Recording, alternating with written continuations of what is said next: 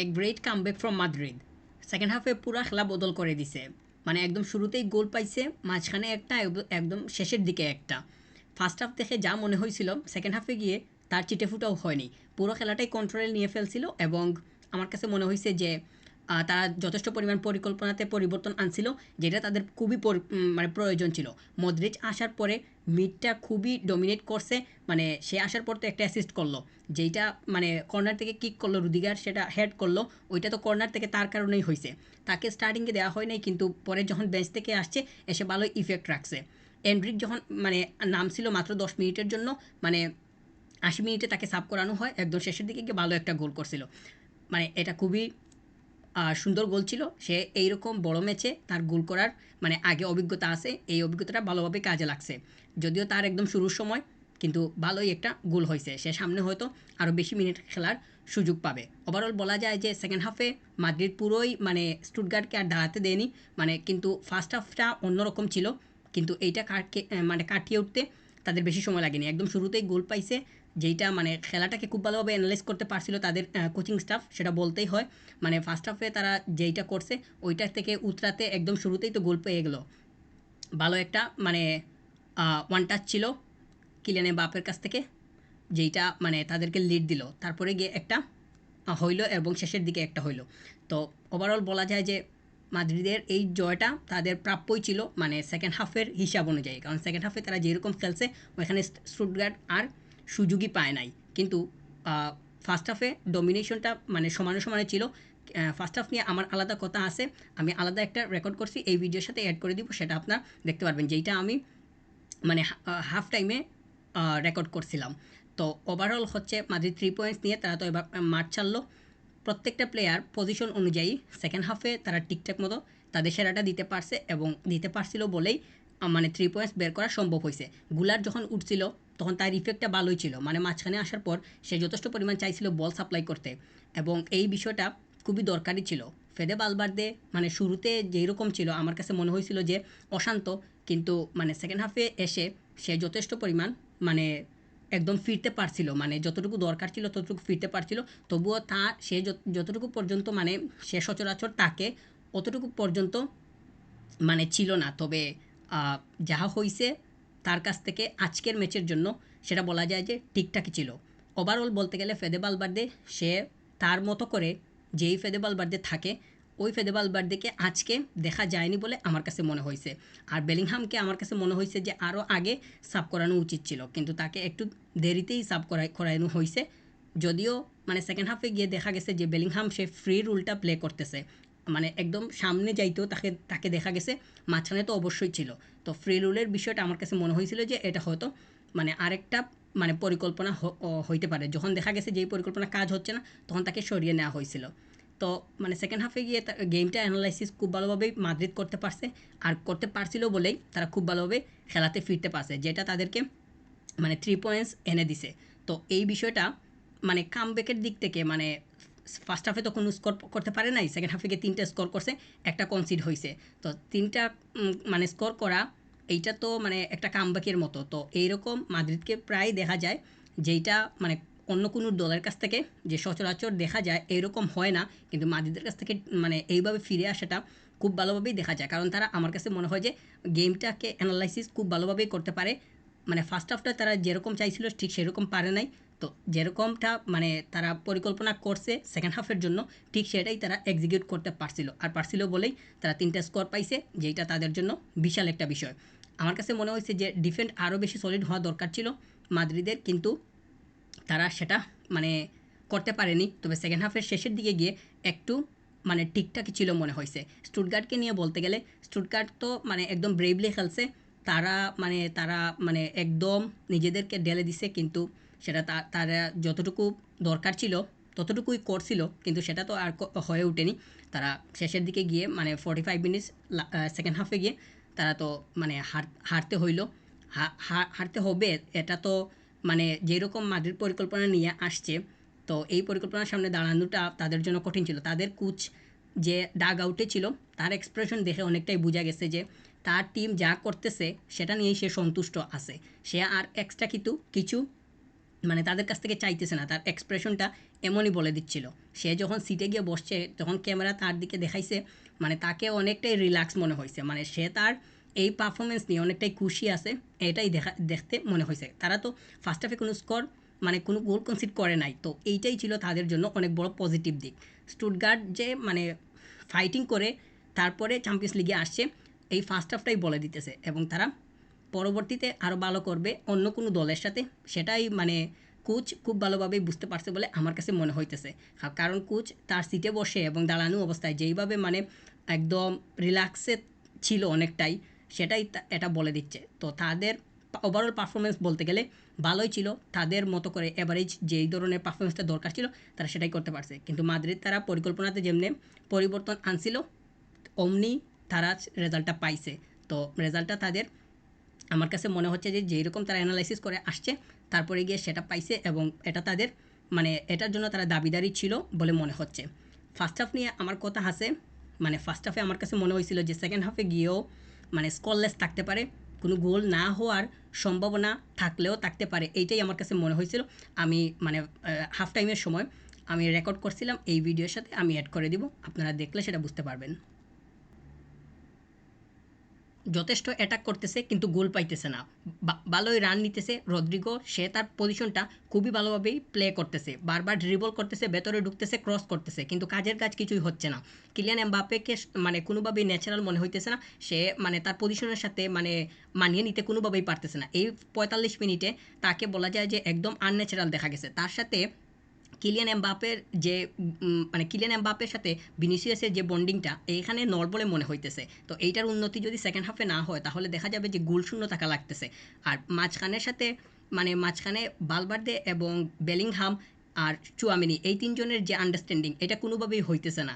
মাঝখানটা যদি কন্ট্রোল করা না যায় তাহলে এখান থেকে খেলা বিল্ড আপ হওয়ার কোনো ধরনের সম্ভাবনা দেখা যাবে না।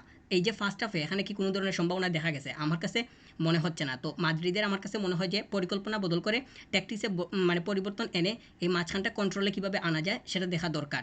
বারবার বল লুজ করতেছে, বালবার্দে সে তার কনফিডেন্সটা বারবার হারাইতেছে, মানে বল উইন করতে গিয়ে দেখা যাইতেছে যে সে মানে অ্যাগ্রেসিভ হয়ে যাইতেছে। তো এই বিষয়টা মাদ্রিদকে এখানে মানে পুলাইতেছে কিংবা বুগাইতেছে।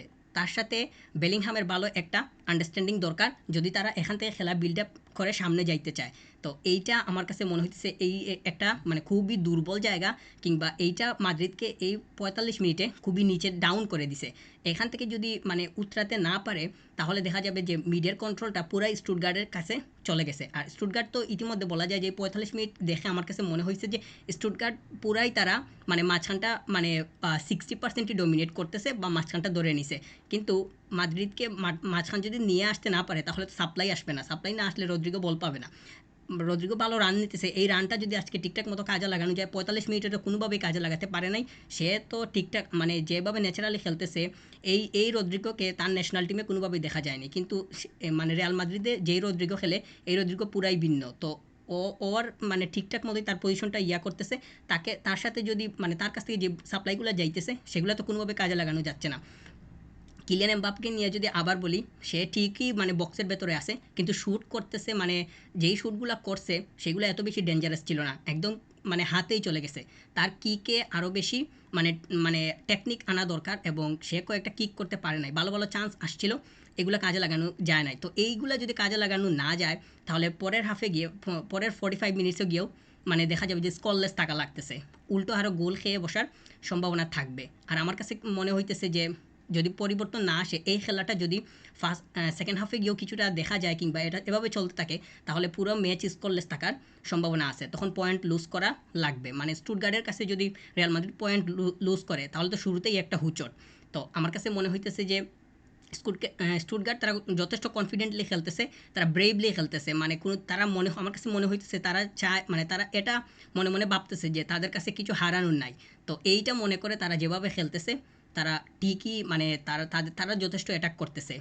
কয়েকটা বল তো কয়েকটা মানে বল তো গিয়ে ক্রসবারেও লাগছিল, তো সেটা গোল হয় নাই, ফিরে আসছে। একটা পেনাল্টি মানে হওয়ার পথে ছিল যেটা বারে গিয়ে তো বদল হইল। তো পেনাল্টির আশায় বসে থাকলে রিয়াল মাদ্রিদের কোনোভাবেই মানে প্রত্যেক ম্যাচে যদি পেনাল্টির আশায় বসে থাকা লাগে তাহলে মানে পয়েন্ট কোনোভাবেই আসবে না, ওপেন প্লে থেকে গোল করতে হবে। মানে কিলিয়ান এমবাপ্পে সে এখন অবধি মানিয়ে নিতে পারেনি। এই যে 45 মিনিটস গেল, কত ইম্পর্টেন্ট একটা সময়, কিন্তু এখানের মধ্যে তার তো মানে ঠিকঠাক মতো কোনো ধরনের ভালো একটা কিক দেখা গেছে না। কিক দেখা গেছে যেগুলা একদম হাতে চলে গেছে আর মানে সেভ করে দিছে। ভিনিসিয়াস জুনিয়রের সাথে তার আন্ডারস্ট্যান্ডিংটা মানে এখনও ঘাটতি আছে, মিলতেছে না। মানে পজিশন সংক্রান্ত বিষয়াদি মানে এইটা মানে কাটিয়ে উঠতে এই যে এখন হাফ টাইম, এইখানে মানে পরিকল্পনা বদল করতে হবে এবং ট্যাকটিক্সে পরিবর্তন আনতে হবে। আর আমার কাছে মনে হচ্ছে যে মদ্রিজকে দেওয়া খুবই দরকার।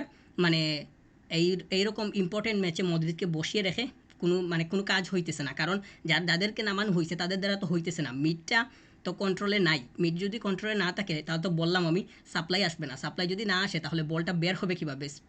স্পেস তো মানে মিড মাঝখান থেকে স্পেসের জায়গাটা বের হতে হবে, ওইখান থেকে গিয়েই তো সামনে আগাতে হবে।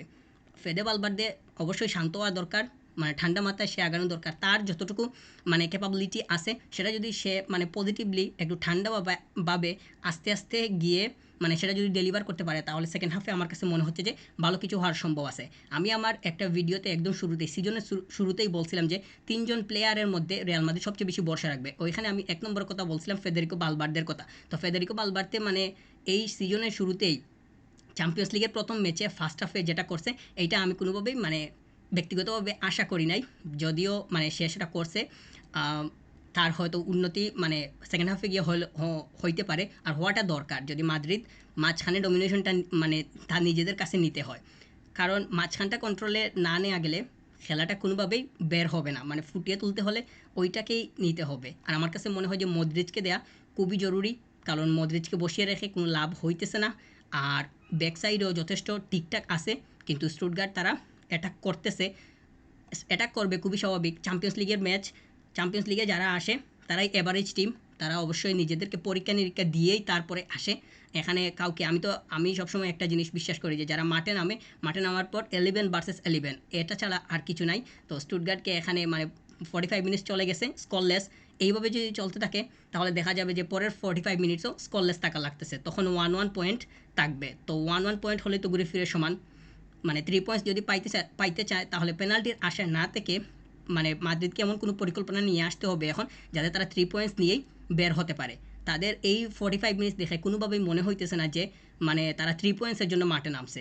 তাদের মন মানসিকতাটা ওইভাবে করে তারপরেই আসতে হবে। মানে খেলার তো কোনো ধরনের কোনো আন্ডারস্ট্যান্ডিং বা কোনো একজনের সাথে আরেকজনের যে ইয়াটা দরকার কোনো কিছুই পাওয়া যাচ্ছে না। ভালো কোনো কিক নাই। ভিনিসিয়াস জুনিয়র সে তো ঠিকঠাক মতো কোনো একটা কিকও করতে পারে নাই, তবে তার রোলটা সে ঠিকমতো প্লে করতেছে, বারবার ভেতরেও ঢুকতেছে। তবে এগুলা দিয়ে হবে না, স্কোর দরকার, কারণ 3 পয়েন্টসটাই দিন শেষে ম্যাটার। তো সেকেন্ড হাফে গিয়ে দেখা যাক তারা কী করতে পারে।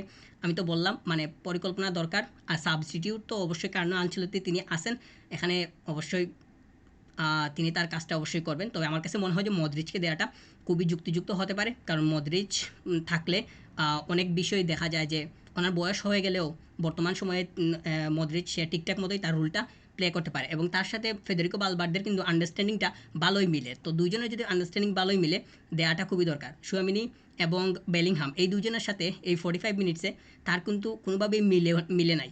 যদি মিল না থাকে তাহলে তো হবে না। তো এই এতটুকুই পর্যন্ত ফার্স্ট হাফ আমার কাছে মনে হয়েছে। আর এইভাবে যদি সেকেন্ড হাফে মানে চলতে থাকে তাহলে দেখা যাবে যে স্করলেস থাকা লাগতেছে।